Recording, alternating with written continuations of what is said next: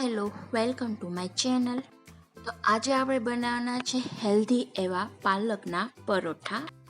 બાળકો પાલક ન ખાતા હોય તો તમે આ રીતે એને પાલક ખવડાવી શકો છો.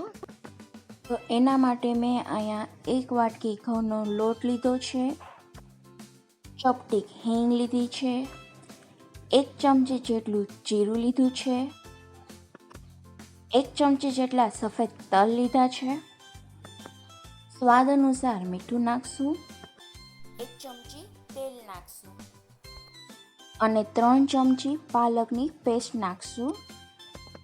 પાલકની પેસ્ટ બનાવવા માટે મેં 1 કપ પાલક લીધું હતું. એને સરખી રીતે ધોઈ નાખીને પીસી નાખ્યું હતું અને એમાં થોડુંક એવું મીઠું નાખી દીધું હતું. હવે આપણે જે નોર્મલ પરોઠાનો લોટ બાંધીએ છીએ એ જ રીતે આપણે લોટ બાંધવાનો છે. થોડુંક પાણી નાખીને આપણે લોટ બાંધી લઈશું. હવે આપણે 1 ચમચી જેવું તેલ નાખીને લોટને કૂણવી નાખશું. લોટ કૂણવાથી પરોઠા એકદમ કૂણા બને છે. જોઈ શકો છો લોટ એકદમ સરસ એવો બંધાઈ ગયો છે. તો હવે આપણે એક લુઓ બનાવીને લોટમાં બોળીને વણી નાખવાના છે. આ રીતે આપણે પહેલાં ગોળ વણી નાખશું. આપણે પરોઠા ત્રિકોણ કરવાના છે. હવે ગોળ વણાઈ ગયું પછી આપણે એમાં થોડુંક એવું ઘી લગાડશું અને ઉપરથી કોરો લોટ છાંટશું.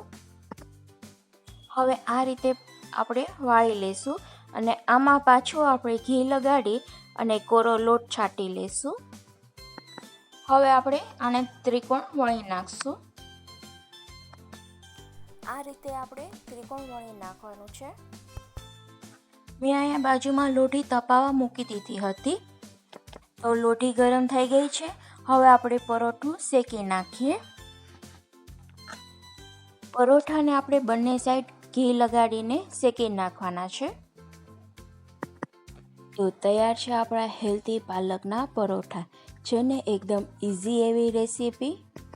તો અમારા આ વિડીયોને લાઈક કરી દેજો, શેર કરી દેજો અને અમને કમેન્ટમાં જણાવજો કે તમને આ રેસીપી કેવી લાગી. અને બાજુમાં આપેલ બેલ આઇકનને પણ પ્રેસ કરી દેજો જેથી તમને અમારી નવી રેસીપીની નોટિફિકેશન પણ મળી જાય. Thank you for watching.